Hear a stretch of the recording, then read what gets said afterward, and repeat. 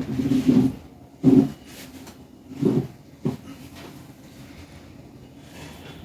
students, today I want to discuss about the neonatal examinations. যদিও তোমাদের এটা ওয়ার্ডে দেখানোর কথা, কিন্তু এই করোনার ক্রাইসিস মুহূর্তে আমরা তোমাদেরকে অনলাইনে ক্লাস নিচ্ছি। যদিও সবগুলো সুন্দরভাবে উপস্থাপন করা সম্ভব হচ্ছে না, এরপর আমি মোটামুটিভাবে চেষ্টা করব যাতে তোমরা বুঝো। তো প্রথমে যে কোনো এক্সামিনেশনের শুরু করার আগে আমরা গ্রিটিংস করি প্যারেন্টস এবং এক্সামিনারকে। Take permission for the parents, then আমরা এখানে নিউনাটাল এক্সামিনেশনের ক্ষেত্রে হ্যান্ড ওয়াশ মাস্ট। তোমরা অবশ্যই হ্যান্ড স্যানিটেশন নিয়ে যাবে এবং হ্যান্ড ওয়াশ করবে। তারপর পেশেন্ট সাধারণত ছোটো বাচ্চা মার কোলে থাকে অথবা যদি বেডে থাকে, সে যেভাবে কমফর্টেবল করে সেভাবে তোমাকে এক্সামিনেশন করতে হবে এবং গুড লাইট থাকতে হবে, গুড লাইট। আর বয়স্ক শিশুদের ক্ষেত্রে যেটা আমরা বলি যে টোটাল এক্সপোজার করে দেখতে হবে, কিন্তু নিউবর্ন বেবিদের ক্ষেত্রে যদি তুমি টোটাল এক্সপোজার করো তাহলে হাইপোথার্মিয়া হওয়ার সম্ভাবনা বেশি। তো টোটাল এক্সপোজার করে এক্সামিনেশন করা ভালো। যদি রেডিয়েন্ট ওয়ার্মার থাকে, ওয়ার্মারের নিচে টোটাল এক্সপোজ করে রুগী দেখা যায়। আর না হলে তুমি নিউবর্ন বেবির যে পোর্শনটা, যে রিজিয়নটা এক্সামিনেশন করবা সেটাকে শুধু এক্সপোজ করবা।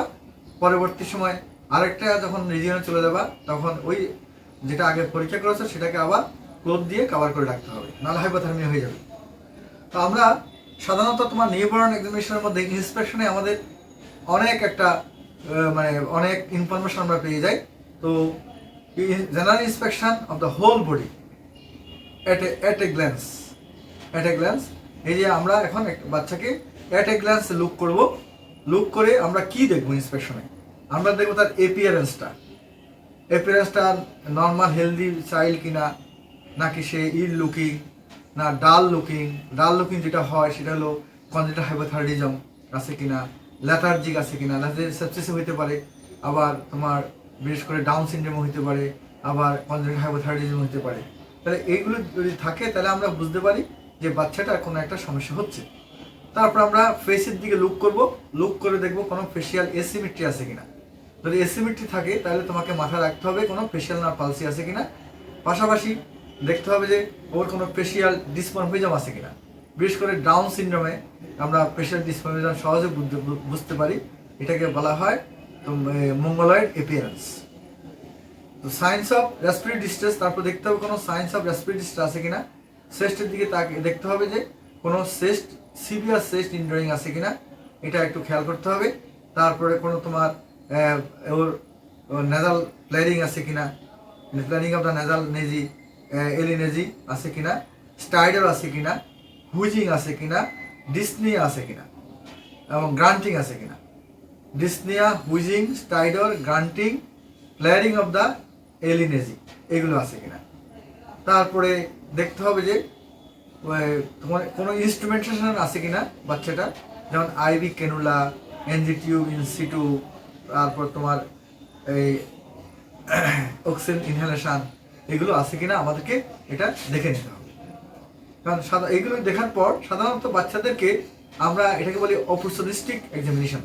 তার মানে বাচ্চা যদি শান্ত থাকে, কাম অ্যান্ড কোয়াইট থাকে, আমরা জেনারেল ইন্সপেকশন করার পরেই সাথে আমরা হার্ট অসকালটেশন করব, লাংস অসকালটেশন করব। কারণ কান্নাকাটি করলে বাচ্চারা এগুলো শুনতে একটু সমস্যা হয়।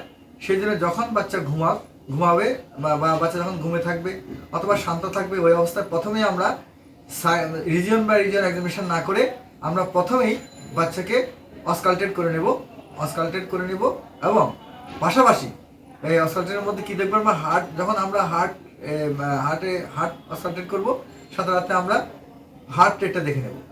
তারপরে 4 এরিয়া অফ দ্য হার্ট, যেমন mitral area, tricuspid area, pulmonary area, aortic এরিয়াতে আমরা অসকালটেট করে দেখবো কোনো মারমার আছে কিনা, সাউন্ড কোনো অ্যাবনর্মালিটি আছে কিনা।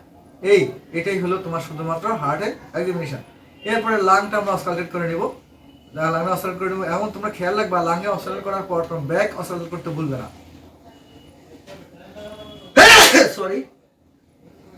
ভুলবে না, তাহলে আমরা যদি বাচ্চা ঘুমায় মার কোলে অথবা বিছানায় ঘুমায় থাকে অথবা বাচ্চা কাম অ্যান্ড কোয়াইট কন্ডিশন থাকে, আমরা রিজিয়ন এক্সামিনেশন করার আগেই আমরা কি করব, আমরা হার্ট এবং লাংস অসকালটেট করে নেব। এরপরে গিয়ে আমরা রিজিয়ন বাই রিজিয়ন এক্সামিনেশন করব এবং আমাদের এক্সামিনেশন শুরু হবে হেড টু টু থেকে, হেড থেকে শুরু করে টু পর্যন্ত।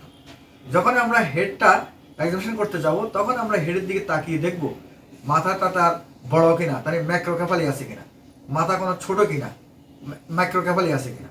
তাহলে দেখলে বোঝা যায় ম্যাক্রোকেফালিটা ছোট মাথা, এটা সাধারণত কি কারণে হতে পারে, ক্রেনিওসাইনাস জন্মের সময় যদি এটা ম্যাক্রোকেফালি নিয়ে আসে তখন চিন্তা করতে হবে ব্রেইনে কোনো সমস্যা হচ্ছে অথবা স্কাল বোনে কোনো সমস্যা হচ্ছে। বিশেষ করে ক্রেনিওসাইনাস্টোসিস মানে প্রিমিসিউর ক্লোজার অফ দ্য সুসারাল লাইন যদি থাকে তাহলে এটাকে বলা হয় ক্রেনিওসাইনাস্টোসিস, এটা একটা কারণ ম্যাক্রোকেফালি। আর ম্যাক্রোকেফালি মানে হেড সাইজটা অনেক বড় দেখতে। সাধারণত এটা কেন হয়, এটা সাধারণত যদি প্যাথোলজিক্যাল চিন্তা করি আমরা মেইন যে কজ তোমাদের লেভেলে জানতে হবে হাইড্রোকেফালাস। আরও অনেকগুলো কারণ আছে, সেটা এই তোমাদের লেভেল না জানলেও চলবে। তো এরপরে আমরা দেখবো যে অ্যান্টেরিয়র পান্টালানি দেখবো আমরা। এরপরে দেখবো অ্যান্টেরিয়র পান্টালানি, যে অ্যান্টেরিয়র পান্টালানিটা নর্মালি 2.5 সেন্টিমিটার এবং এটা স্লাইটলি ডিপ্রেস থাকে, ডায়মন্ড শেপ এবং 2.5 বাই 2.5। এখন আমরা দেখবো এটা কোনো ওয়াইডলি ওপেন কিনা, এক। দুই নম্বর হলো এটা বালস কিনা। যদি ওয়াইডলি ওপেন থাকে তাহলে চিন্তা করতে হবে তোমাকে ওয়াইডলি ওপেন অ্যান্টেরিয়র পান্টালানির কারণ কী কী।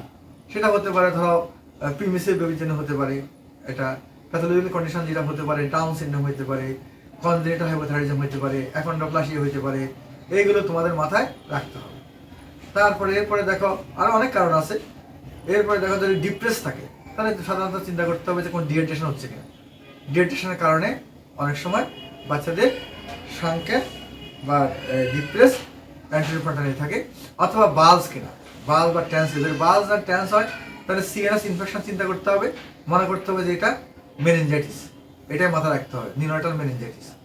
তারপরে আমরা পোস্টেরিয়র পান্টালানিটা দেখবো। পোস্টেরিয়র পান্টালানিটা দেখবো এটা সাধারণত easily it admit the tip of the little finger. যদি এর থেকে অনেক বেশি বড় হয় তাহলে তোমার চিন্তা করতে হবে যে patient May suffer from congenital hypothyroidism, তখন তোমাকে এটা স্ক্রিনিং করতে হবে।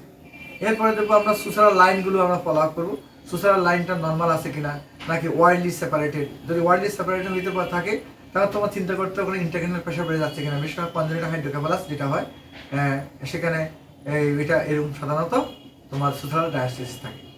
আর দেখতে হবে কোনো ক্যাফালা হেমাটোমা আছে কিনা, ক্যাপুর সাকসিডেনাম আছে কিনা। তোমরা জানো ক্যাফালো হেমাটোমাটা হলো সাবপেরিস্ট্রিয়াল হেমোরিজ, সেজন্য এটা কোনো not pit on pressure, it is প্লাক্সুটেন্ট, it does not cross the suture line. যে জায়গায় থাকবে সে জায়গায় থাকবে। আর যদি তোমার কেপুট মেডুসা থাকে, কেপুট থাকে, কেপুট সাকসিডেনাম থাকে, সেক্ষেত্রে কি থাকবে সাধারণত এটা স্কাল টিস্যু সোয়েলিং এবং এটা ইট ক্রস দ্য মিড লাইন। এখন তুমি যখন পিট অন প্রেশার থাকবে তাহলে এই জিনিসগুলো তোমাকে খেয়াল করে ডিস্টিংগুইশ করতে হবে আদৌ এটা কি ক্যাফালা হেমাটোমা না কেপুট সাকসিডেনাম। তারপরে দেখতে হবে যে হেয়ার ডিস্ট্রিবিউশন, যে হেয়ারটা আমাদের পন্টাল হেয়ার লাইনটা কোনো লো পন্টাল হেয়ার লাইন কিনা। বিশেষ করে লো পন্টাল হেয়ার লাইন যেটা থাকে এটাকে বলা হয় কনজেনিটাল হাইপোথাইরয়েডিজম। তারপরে আমার ব্যাকে যাবো, পোস্টেরিয়র হেয়ার লাইন কোনো লো কিনা। যদি লো থাকে তোমরা চিন্তা করবে টার্নার সিনড্রোম। তাহলে এই হলো, এবং এরপরে আমরা যেটা করব আমরা হেড সার্কামফারেন্স অক্সিপিটো পন্টাল সার্কামফারেন্সটা মেজারমেন্ট করে নিব, আমরা মেজারমেন্ট করে এটা লিখে রাখবো। তাহলে এই হলো আমাদের তোমার এই হেড যখন আমরা পরীক্ষা করব হেডের থেকে আমরা এই ইনফরমেশনগুলো আমরা পেয়ে যাব। তারপর কোনো বার্থ ইনজুরি আছে কিনা এটাও আমাদের তো বললামই তোমাদেরকে। তারপরে আমরা আইতে চলে যাব, আইতে চলে গিয়ে আমরা দেখব, এরপর আইতে গিয়ে আমরা দেখবো যে আইতে সাধারণত আমরা বয়স্কদের ক্ষেত্রে প্যালট দেখি, জন্ডিস দেখি। এই ক্ষেত্রে বাচ্চারা সাথে পটভূমির কারণে আইটা বন্ধ থাকে। তুমি যদি ফোর্সফুলি আইটা খুলতে যাও তাহলে ইনজুরি হওয়ার সম্ভাবনা বেশি। তখন তুমি কি করবা, তুমি এটাকে আইতে ছাড়াও প্যালট এবং জন্ডিস স্কিনে দেখা যায়, পাম এন্ড সোলে দেখা যায়, হোল বডি স্কিনে দেখা যায়। হ্যাঁ, আমরা প্যালট এবং জন্ডিস এটা দেখতে পারি আমরা। আর পেশের দিকে তাকিয়ে দেখা যায় প্ল্যাথোরিক কিনা, লাল একদম মানে তোমার রেড ইডিমেটাস হয়ে গেছে, সেক্ষেত্রে চিন্তা করতে হবে তোমার রেড ইরেথিমেটাস হয়ে গেছে, সেক্ষেত্রে তোমাকে চিন্তা করতে হবে যে এটা কোনো পলিসাইথেমিয়া কিনা। তা আইতে যেটা আমরা দেখবো সেটা হলো যে আমরা যদি খুলতে পারি, আমরা যদি তোমার পটভূমিটা নাই, আলোটা যদি শেড দিয়ে দেখি, সেক্ষেত্রে হয়তো আমরা আইটা যদি তার খোলা থাকে সেক্ষেত্রে আমরা ক্যাটারাক্ট আছে কিনা দেখতে পারি। আমরা রেড আই রিফ্লেক্স দেখতে পারি, এগুলো আমরা দেখে নিতে পারি। আর যেটা আমরা চোখ না খুলে দেখতে পারি, কোনো আই ডিসচার্জ আছে কিনা, দেখতে পারি আমরা। তারপর বিশেষ করে যেটা দেখতে হবে তোমাদেরকে, যে কিছু সিনড্রোম আছে, সিনড্রোমের কারণে কি থাকে, আই ইপিকেন্ট্রিক পোল থাকে, মিডিয়াল ইপিকেন্ট্রিক পোল থাকে, ওয়াইল্ড স্পেস আই থাকে, upward slanting of the upper slanting থাকে। সাধারণত আপওয়ার্ড স্ল্যান্টিং যেটা হয় সেটা হলো ডাউন সিনড্রোম। হ্যাঁ, আর এইগুলো আমরা মোটামুটি দেখে নিব। এরপরে আমাদের আছে এয়ারটা যখন দেখতে যাব আমরা, তখন আমরা দেখবো যে এয়ার লোবিউলে কোনো সাইনাসিস আছে কিনা, তারপরে কোনো লো সেট এয়ার আছে কিনা।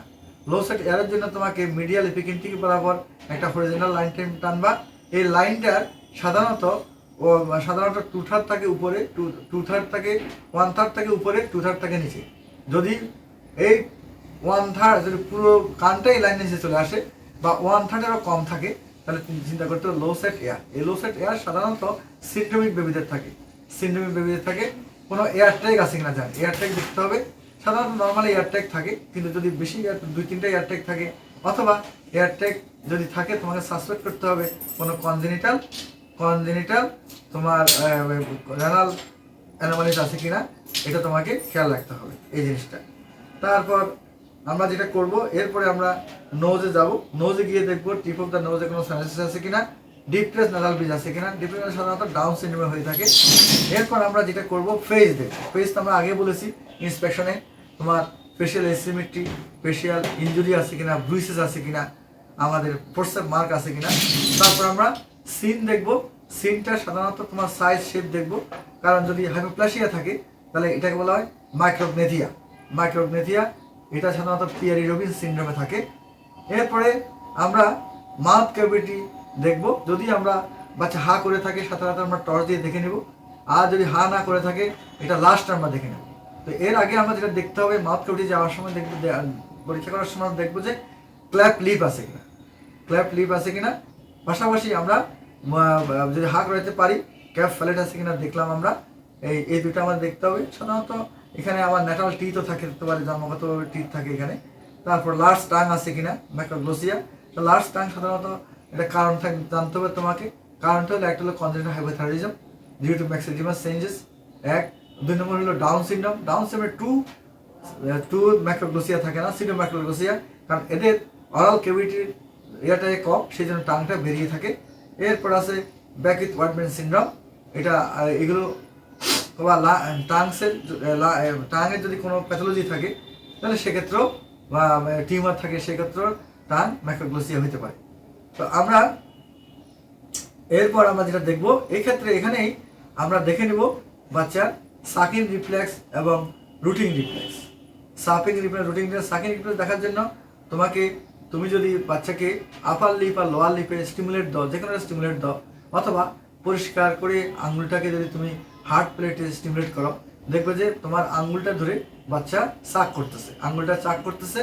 হ্যাঁ, তাহলে অথবা জিব্বাটা বের করছে অথবা ভিতরে ঢুকাচ্ছে। যদি আপার লিপ আর লোয়ার লিপ তুমি টাচ করো, তাহলে সাকিং রিফ্লেক্স। রুটিন রিফ্লেক্স যদি দেখতে চাও, তাহলে কর্নার অফ দ্য মাউথকে তুমি টাচ করো। বাচ্চা তুমি যেদিকে টাচ করছো সেদিকে তার মুখটা ঘুরিয়ে নেয়। তার মানে সে চার্জ করছে তার মাদারের নিপল সে খুঁজছে। এই যে মাদার নিপলটা খোঁজা, এই যে একটা স্টিমুলেশন, এটা বলা হয় রুটিন রিফ্লেক্স। এরপরে আমরা চলে আসবো ন্যাকে যখন আমরা আসবো, তখন আমরা ন্যাকের কোনো সোয়েলিং মানে mid line swelling, lateral swelling, এই দুটা থাকতে পারে। মিড লাইন যদি সোয়েলিং আমরা দেখি, তাহলে আমরা দেখবো কোনো বাচ্চা গয়টার আছে কিনা, কনজেনিটাল গয়টারও থাকতে পারে, থাইরোগুসাল স্টিচ থাকতে পারে, থাইমিক স্টিচ থাকতে পারে। আর ল্যাটারাল সোয়েলিং যখন আমরা দেখবো, তখন স্টার্নোমাস্টাইড টিউমার, এটা নট ইজ স্টার্নোমাস্টাইড টিউমার। এখানে বার্ড ট্রমার জন্য এখানে স্টার্নোমাস্টাইড হেমোরেজ হয়, এটা অর্গানাইজড হয়ে টিউমারের মতো মনে হয়। স্টার্নোমাস্টাইড টিউমার আছে কিনা, সিস্টিক হাইগ্রামা আছে কিনা। আর ব্যাকে গিয়ে আমরা দেখবো ওয়েভিং অফ দ্য নেক আছে কিনা। ওয়েভিং অফ দ্য নেক সাধারণত টার্নার সিনড্রোমে পাওয়া যায়। নেক শেষ করার পর আমরা এবার চলে আসবো আপার লিমে যখন আসবো আমরা, তখন আমরা প্রথমে ডেল্টয়েড মাসল দেখবো। ডেল্টয়েড মাসলে কি দেখবো আমরা, লেফট ডেল্টয়েডে যদি কোনো বিসিজি টিকা দিয়েছে কিনা। সাধারণত নিউরন ক্ষেত্রে বিসিজি টিকা দেওয়ার পর স্কার মার্ক ডেভেলপ করে না। এরপরও আমরা দেখে নিব যদি তোমার কাছে রুগীটা একটু পরে আসে বা 2 সপ্তাহ 3 সপ্তাহ পরে আসে, তখন সেক্ষেত্রে হয়তো একটা তুমি সোয়েলিং পেতে পারো। সেই ক্ষেত্রে তোমাকে BCG টিকা দিচ্ছে কিনা তোমাকে দেখতে হবে। তারপরে তোমাকে এবার আপার লিম্বটা দেখবা কোনো ডিফর্মিটি আছে কিনা, কোনো অ্যাবনর্মালিটি আছে কিনা। তারপরে তুমি হ্যান্ডে চলে আসবা, মেইন আমাদের হ্যান্ড এক্সামিনেশন। হ্যান্ড যখন দেখবা তুমি পামার ক্রিজটা দেখবা, সেখানে কোনো প্যালার আছে কিনা, জন্ডিস দেখবা এবং নেল বেডের সাইনাসিস আছে কিনা, ক্লাবিং আছে কিনা, এগুলো তোমাকে দেখে নিতে হবে। তারপরে সিঙ্গেল পাওয়ার কিজ আছে কিনা। সিঙ্গেল পাওয়ার কিজ সাধারণত ডাউন সিনড্রোম হয়ে থাকে। তারপর কোনো তার ফিঙ্গারের সংখ্যা কোনো বেশি কিনা, একটা ফিঙ্গারের সাথে একটা কোনো তোমার অ্যাটাচ হয়ে গেছে কিনা। তো ফিঙ্গারের সংখ্যা বেশি গেলে পলিড্যাক্টাইলি বলা হয়। আর এটা নর্মালি থাকতে পারে বা maybe present with some syndrome. তারপর সিনড্রেক্টাইলি, একটা আঙুলের সাথে একটা ফিউশন হয়ে গেছে কিনা, এটা বলে সিনড্রেক্টাইলি। তাহলে আমরা এটা দেখতে পারলাম। তারপরে এখানে আমরা যেটা দেখবো গ্যাস, পামার গ্যাস দেখবো। আমরা পামার গ্যাসটা দেখবো যে সে আমরা আঙুল যখনই আমরা তাকে আমরা আঙুলের বেস অফ দ্য ফিঙ্গারে যখন আমাদের একটা আঙুল লাগাবো, দেখবে যে সে আঙুলটাকে তোমাকে চেপে ধরে রাখছে। তাহলে এটা হলো পামার গ্যাস। তারপর আমরা দেখতে পাই দুটো প্যারালাইসিস হয় এখানে ব্রাকিয়াল প্যারালাইসিসের জন্য, একটা আর পালসি, একটা হলো টুম্পি পালসি। আর পালসি আমাকে এটা বলি পুলিশ পেন্টি বলতে এই যে hand side of the body and flexion of the read joint যদি মনে হয় এটা এবং পনেশন অফ দ্য তোমার ফোর আর্ম। তাহলে এটা হবে কি ওয়াইটার টিপস। যেমন আমরা যদি সাধারণত তোমার ওয়াইটাররা যখন টিপস দিতে যায় তখন হাতটাকে সে ঘুরিয়ে এভাবে নেয়, এটাকে বলা ওয়াইটার টিপস। তো এটা ব্রাকিয়াল প্যারালাইসিস ইনজুরির জন্য হতে পারে। এবং টুম্পি পালসির জন্য সাধারণত ক্ল হ্যান্ডের মতো হয়। তাহলে এই দুটো আছে কিনা ওটা আমাদের দেখে নিতে হবে। আর আর্মে যখন আমি আসবো তখন আমরা ফার্স্ট দেখবো ব্রাকিয়াল পালস। রেডিয়াল পালসটা সাধারণত ফিল করা যায় না, কারণ এত বেশি ছোট তার ইয়েটা, সেখানে রেডিয়াল পালসটা ফিল করা যায় না। ব্রাকিয়াল পালসটা আমরা ফিল করে দেখবো, কাউন্ট করবো, ভলিউমটা দেখে নিতে পারি আমরা। এবং লেস দেন 2 ইয়ার্স আসছে রেডিয়াল পালস ফিল না করে ব্রাকিয়াল পালসটা ফিল করতে হয়। এরপর আমরা আর্মে আমাদের শেষ হয়ে যাওয়ার পর আমরা চলে আসবো এখন চেস্টে। ওই চেস্টে যদি আমরা আগে রাসপালটেট করে থাকি লাংস এবং হার্ট, তাহলে এখানে আর করবো না। আর যদি না করে থাকি তাহলে এখানে হার্ট এবং চেস্ট আগের নিয়মে তোমাকে পরীক্ষা করে নিতে হবে। তারপরে দেখতে হবে তোমাকে চেস্ট মুভমেন্ট কেন হচ্ছে। চেস্ট মুভমেন্ট হচ্ছে সাধারণত রেসপিরেশনের জন্য, সাধারণত নিউবর্ন বেবিদের অ্যাবডোমিনাল থ্রাসিক, কারণ ডিউ টু ডায়াফ্রামেটিক কন্ট্রাকশন। তো এগুলো আস্তে আস্তে গিয়ে থ্রাক অ্যাবডোমিনাল হয়ে যায়, ইনিশিয়ালি অ্যাবডোমিনাল থ্রাসিক। তারপর দেখতে হবে চেস্ট ইনজুরি আছে কিনা।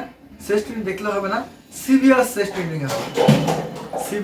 ইনজুরি আছে কিনা তোমাকে এটা দেখতে হবে। এটা sign of very severe disease. এরপরে গিয়ে আমরা অ্যাবডোমেন দেখে নেব। অ্যাবডোমেন যখন দেখবো আমরা তখন অ্যাবডোমেনে ওই আগের নিয়মে অ্যাবডোমেন আমরা ইন্সপেকশন করব, পালপেশন করব। পারকাশন তেমন একটা এখানে ভূমিকা নেই, অসালটেশন করবো আমরা। যখন ইন্সপেকশন দেখবো আমরা অ্যাবডোমেনের, তখন আমরা দেখবো শেপ কীরকম, এটার কোনো ডিস্টেন্ট কিনা, স্ক্যাফয়েড কিনা, প্রোটুবিয়ারেন্ট কিনা। আর আম্বিলিক্যাল দেখবো কোনো ডিচার্জ আছে কিনা, আম্বিলিক্যাল কোনো হার্নিয়া আছে কিনা, কোনো কনজেনিটাল অ্যানোমালি একদম ফ্যালাস, গ্যাস্ট্রোসিয়াসিস এগুলো আছে কিনা আমরা দেখে নেব। এরপরে গিয়ে আমরা পালপেশন করব লিভার সাধারণত 1 সেন্টিমিটার পালপেবল, এবং spleen normally tip of the spleen may be palpable, আর kidney normally lower pole palpable. আর ব্লাডার দেখবো আমরা কোনো ডিস্টেনশন আছে কিনা। যদি ব্লাডার ডিস্টেন্স থাকে, বেবি যদি মেল হয়, তাহলে তোমাকে চিন্তা করতে হবে ব্লাডার নেক অবস্ট্রাকশন আর পোস্টেরিয়র ইউরেথ্রাল ভালভ আর spina due to spina bifida. এরপরে গিয়ে আমরা পারকাশনের তেমন একটা ভূমিকা নেই, অসালটেশন করে দেখবো বাউল সাউন্ডটা তার আছে কিনা। এরপর আমরা জেনিটালি এক্সামিনেশন করবো। জেনিটালি এক্সামিনেশন করতে গিয়ে আমরা যদি প্যাম্পার্স থাকে প্যাম্পার্সটা খুলে নেব।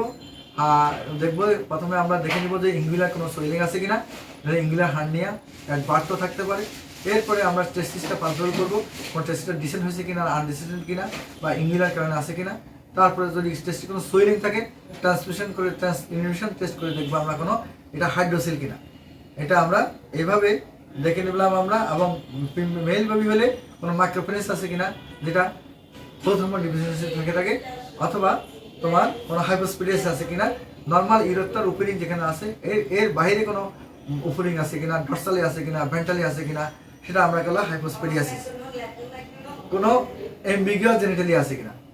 অ্যাম্বিগুয়াস জেনিটালিয়া বলতে আমরা যেটা বুঝি সেটা হলো নর্মালি ফিমেল যে জেনিটালিয়া সেটা না হইয়া কনফিউজ উইথ মেল জেনিটালিয়া, তাহলে এটাকে বলে অ্যাম্বিগুয়াস জেনিটালিয়া। আর যদি ফিমেল হয় ভেজানাল কোনো ডিসচার্জ আছে কিনা, ব্লিডিং আছে কিনা, এটা আমরা দেখে নেব। এরপর আমরা লোয়ার লিমে চলে যাব। লোয়ার লিমে গিয়ে একই নিয়মে আমরা ফুড দেখব। ফুডের মধ্যে একই জিনিস দেখবো, আমরা প্যালাস দেখবো, আমরা জন্ডিস দেখবো, তারপরে কোন সাইনাসিস আছে কিনা, ক্লাবিক আছে কিনা, এটা আমরা দেখে নেব।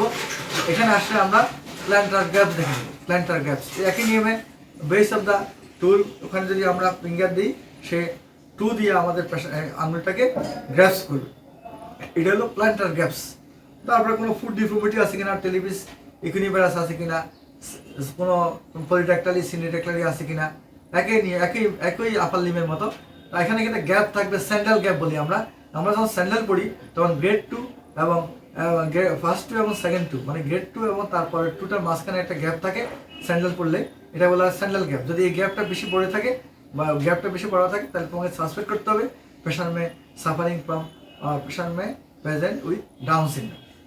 এখন এরপর গিয়ে আমরা যেটা দেখবো সেখানে হলো ফিমোরাল পালস দেখবো, পালসেশন করবো কোনো ফিমোরাল পালসটা পালপেবল কিনা। Test for dysplasia hip joint. আমরা জানি যে ডেভেলপমেন্ট ডিসপ্লেশন হিপ জয়েন্ট যখন হয় তখন দুটো ম্যানুভার আছে, অর্টোলেনি ম্যানুভার এবং বার্লোস ম্যানুভার। তো তোমাদের লেভেলের নামগুলো জানলে হবে, কিভাবে পরীক্ষা করতে এটা তোমাদের দরকার নেই। এইভাবে আমরা লোয়ার লিমটা দেখে নেব। লোয়ার লিম দেখার পর আমাদের আছে স্পাইন। স্পাইন যখন থাকবে স্পাইনে কার্ভেচার দেখবো আমরা, ব্যাকে কোনো পিটস আর টাপস অফ হেয়ার আছে কিনা, এবং এটাকে যদি থাকে তোমার চিন্তা করতে হবে স্পাইনা বাইফিডিয়া থাকতে পারে, মেনিঙ্গোসিল মেনিঙ্গোমায়োসিল আছে কিনা, এবং স্যাক্রাল ও স্যাক্রোকক্সিয়াল পিটস ও সাইনাস আছে কিনা। তাহলে ব্যাকে আমরা এগুলো দেখতে হবে। ব্যাক না এক্সামিনেশন না করা পর্যন্ত তোমার এটা এই যে পরীক্ষাটা ইনকমপ্লিট। তারপরে skin survey, very important. Skin সার্ভের জন্য আমরা যেটা করব সেটা কালার দেখে নিব। কালার দেখে তো আমরা জন্ডিস বুঝতে পারি, প্যালাস বুঝতে পারি, পলিসাইথিয়াম বুঝতে পারি, সাইনোসিস বুঝতে পারি, মিউকোনিয়াম স্টেনিং বুঝতে পারি। তারপরে র্যাশ দেখবো, সাধারণত ইরাথিমা টক্সিকাম থাকতে পারে র্যাশ, বার্ক মার্ক আর মঙ্গোলিয়ান ব্লু স্পট, এটা আবার superficial haemangioma, strawberry naevus, cavernous haemangioma, port wine stain, Sturge Weber syndrome. তাহলে আমরা ইরাথিমা টক্সিকামটা নর্মাল, র্যাশ এটা মানে 1 থেকে 2 দিনের মধ্যে পাওয়া যায় ডিউ টু ইসোনিবিলিক রিটেনশন। এটা বেশ করে সপ্তাহখানেক মধ্যে একদম পুরো ভালো হয়ে যায়, এটাতে কোনো ভয় নাই। তো মারা অনেক সময় কনফিউশন করে আমাদের কাছে নিয়ে আসে যে এটা স্যার হাম হয়েছে। হাম তো এই বয়সে হয় না, হাম 9 মাসের আগে ইউজুয়ালি নট ডেভেলপ। তো এটা হাম না, এটাতে ইরাথিমা টক্সিকাম।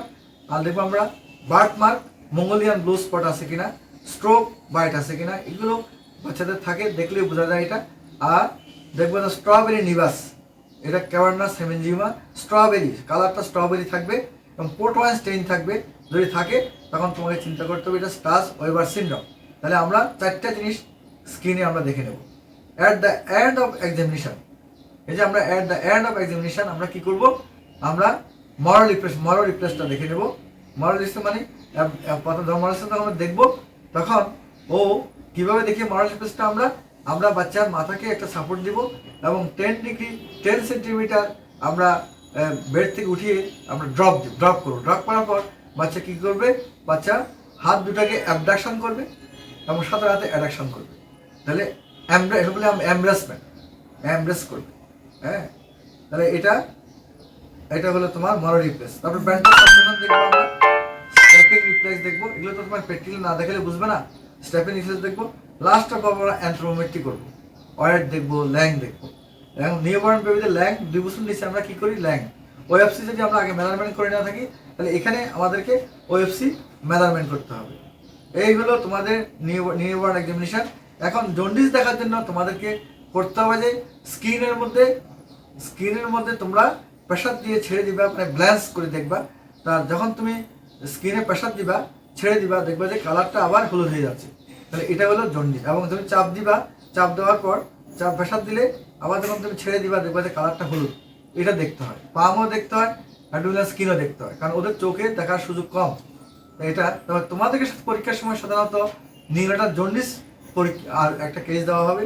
তখন তোমাদের বলা হবে যে লুক অ্যাট দ্য স্কিন, অথবা বলা হবে যে তোমার বলা হবে যে তুমি লুক করে তুমি দেখো তো ওর কালারটা কীরকম, অথবা বলতে পারে তোমার do the general examination.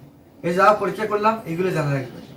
Generation করে জেনারেশনের মধ্যে সাধারণত তোমাকে শুধুমাত্র ইন্সপেকশন যেগুলো আমরা দেখি সেগুলো দেখে নিবে, রিজিয়ন বাই রিজিয়ন ও দেখার পর তোমাকে বলে কমেন্ট, তখন তোমাকে বলা যায়, তুমি বলবে স্যার ইট নিউরোটাল জন্ডিস। জন্ডিস কেন বললে স্যার? ও তো স্কিন কালার ইউলিশ। আই বলে স্যার আই যদি দেখতে পারো ভালো, নাহলে স্যার ও পটভিউয়ের জন্য আইটা ক্লোজ আছে, বন্ধ আছে, এই জন্য আমি আইটা ফোর্সফুল ক্লোজার করিনি। আমি স্কিন দেখে পাম দেখে বুঝতে পারছি যে এটা সিভিয়ার, এটা জন্ডিস। এখন তোমাকে এখানে প্রশ্ন করতে পারে এক্সামিনার, তাহলে এটা কি প্যাথোলজিক্যাল না ফিজিওলজিক্যাল জন্ডিস? তো ইউজুয়ালি ফিজিওলজিক্যাল জন্ডিসটাই কমন।